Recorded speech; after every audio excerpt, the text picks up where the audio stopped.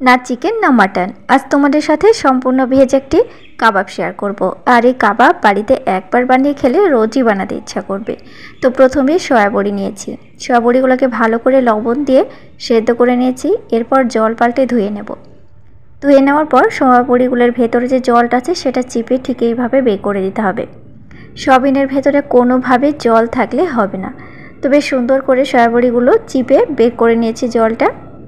এবার দেখো বন্ধুরা, এখানে কিছু উপকরণ নিয়েছি। সয়াবড়ি, ছোলার ডাল, দুটো কাঁচা লঙ্কা, এক টুকরো আদা, 3-4টে রসুনের কোয়া আর একটি ছোট সাইজের পেঁয়াজ। আর কিচ্ছু লাগবে না। এবার এই উপকরণগুলো মিক্সার জারে দিয়ে ভালো করে বেটে নিতে হবে। তবে এখানে জল দেওয়া যাবে না, জল দিলে কাবাব হবে না।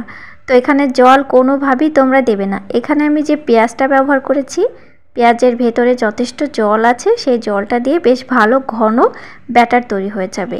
তোমাদেরকে দেখাচ্ছি। দেখো বন্ধুরা, বেশ ভালো পেস্ট বানিয়ে নিয়েছি। তবে এই পেস্ট খুব মিহি বা মসৃণ করতে যাবে না, একটু দানাদার রাখতে হবে। ভেতরে যে ডালটা দিয়েছি সে ডালটা একটু দানাদার থাকবে। তো এবার আমি একটি পাত্রে উঠে নিচ্ছি। যত দানাদার রাখা যাবে ততই কাবাবটা খেতে বেশি ভালো লাগবে। তো দেখো সয়াবিনটা কত মসৃণভাবে বাটা হয়ে গেছে।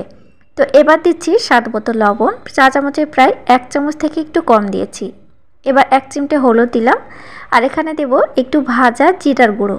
তো এই জিরার গুঁড়োর ভেতরে সব কিছুই আছে, অল্প অল্প পরিমাণে, যেমন গরম মশলা, ধনিয়া সব কিছুই আছে।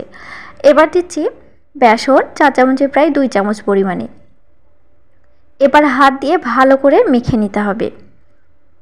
এখানে বেসনটা আমি ব্যবহার করেছি, ব্যাটারের ভেতরে যে যথেষ্ট জল আছে দেখতে পাচ্ছ, সেই জলটা টেনে নেবে। তো এখানে বেসনটা ব্যবহার করলে কাবাবগুলো বেশ কুড়মুড়েও হবে, খেতেও ভালো লাগবে। তো এবার হাতে একটু তেল লাগিয়ে নিতে হবে, ঠিক এইভাবে, যে কোনো তেল তোমরা লাগাতে পারো।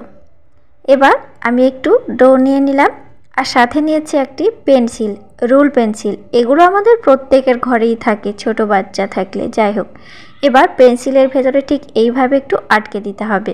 দেখো ফ্রেন্ডস, কাঠি কাবাব বানানো কত সহজ।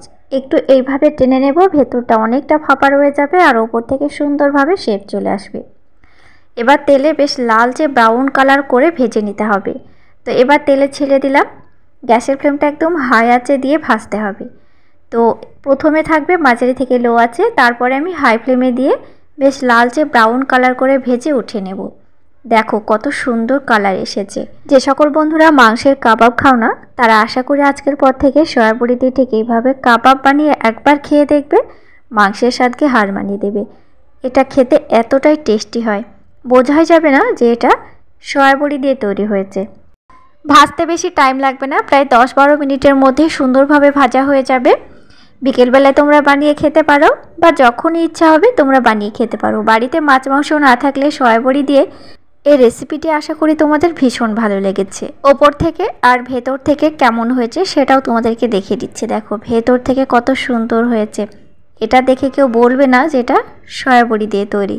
তো বাড়িতে অবশ্যই একবার হলেও বানিয়ে দেখো। আর আমার রেসিপিটি তোমাদের কেমন লেগেছে আমাকে কমেন্টের মাধ্যমে অবশ্যই জানিয়ে দিও।